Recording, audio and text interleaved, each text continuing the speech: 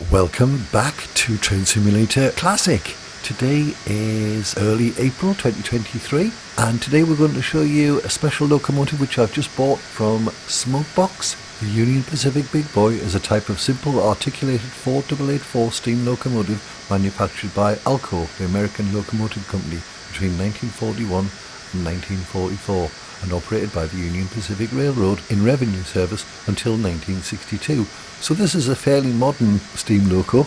They were basically built to haul freight over the Wasatch Range between Ogden, Utah and Green River, Wyoming. In the late 1940s they were reassigned to Cheyenne, Wyoming, where they hauled freight over the Sherman Hill to Laramie, Wyoming route. I think I'm going to be, for this first run, going to be using the Auto Fireman, which is more intelligent because it's scripted by the author with a custom script so that it's more efficient. Works better than the standard one designed by Dovetail, where we'll see the fireman operating the dials and stuff while we just do the simple driving. We're going to have to choose a very long track in the United States. Of course, I don't have the originals that should be used with this loco, but we'll get something going. Is an exacting replication of the Big Boy's operating controls, characteristics, sounds and visual details. The Smokebox 4884, featuring innovative functionality that includes an optional auto fireman and auto engineer, making the locomotive accessible to all users. The Big Boy also features a range of customization details, a selection of era-authentic freight rolling stock, and the realistic scenarios on the Train Simulator Union Pacific Wasatch Grade Ogden Evanston route. Unfortunately, I don't have that. It is fully compatible with quick drive scenarios and can be operated with any combination of keyboard, mouse or HUD and in expert or simple controls mode. It's available from the Steam store. In size, no steam locomotive was ever greater, and few if any locomotives were more legendary than the Union Pacific 4884 Behemoth. These locos were designed with a specific task at hand, being able to handle 4,400-ton trains without helpers over the rugged grades of the railroad's crossing of the Utah's Wasatch Mountains. Designers of the Union Pacific, together with American Locomotive Works Alco, went to work, and in 1940 Alco constructed a group of 20 Leviathan 1.3 million pound, 132 foot long 4884 articulated locomotives. The last of the 4884s remained on the UP roster through the late 1950s, and befitting the type's fame, no less than 8 were preserved. So what do you get? Complete and authentic operating controls and characteristics, operation configurations, 4 levels of difficulty from manual operations to auto fireman and auto engineer assist.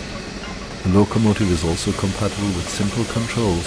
It has 3 locomotive livery variations, a variety of customizable locomotive details, actual 4884 locomotive sounds, and late 1940s era authentic freight rolling stock in multiple liveries and with a variety of loads, including box cars, refrigerator cars, flat cars, hoppers, tanks, cars and Union Pacific CA4 steel caboose in brown and yellow liveries.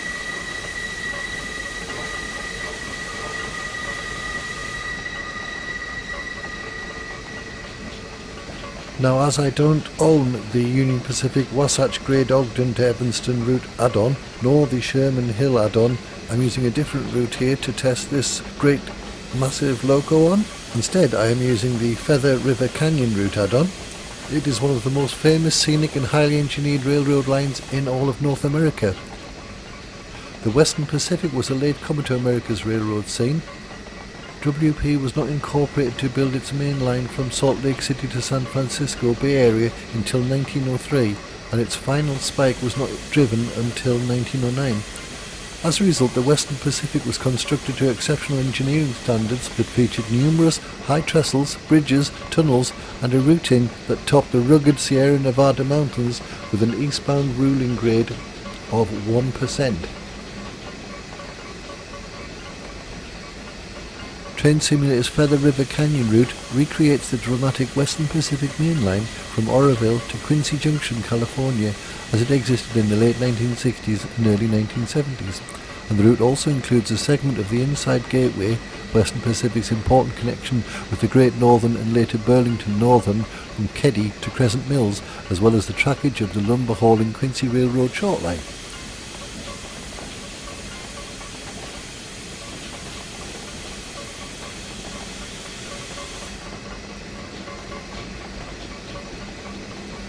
The route brings to life the remarkable locations and features of the Feather River Canyon, including famous Keddy Y and the Spanish Trestle, bustling Oroville Yard and Roundhouse, the iconic rail and road bridges of Pulga, and the nearly countless tunnels such as the Honeymoon Tunnels near Belden that Western Pacific's visionary builders used to form the WP into a railroad engineering marvel. So hopefully this route will suffice to demonstrate off this massive big boy 4880 Loco. Hope you enjoy the scenery. We're only going part of the way, so this should only be a half an hour video, so please enjoy the route and the Loco.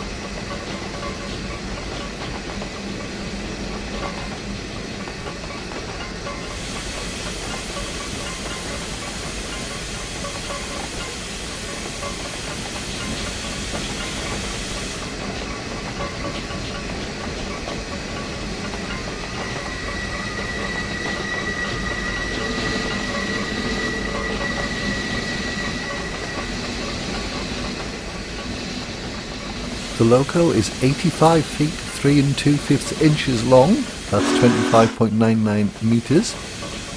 Overall this must include the tender, I guess, 132 feet 9 1/4 or 40.47 metres. It is 11 feet wide, 3.35 metres.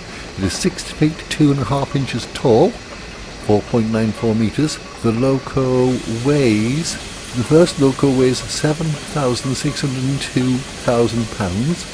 While Loco 2 weighs 772,250 pounds. The tender weighs, well, tender 1 weighs 427,500 pounds. Tender 2 weighs 436,500 pounds. These are such fantastic figures. It uses coal, surprisingly. The fuel consumption is basically 11 tons of coal an hour and up to 12,000 US gallons of water an hour. Firebox covers an area of 150 square feet. The boiler pressure should be about 300 pounds per square inch. It has 4 cylinders. The cylinders are basically 23.75 inches by 32 inches.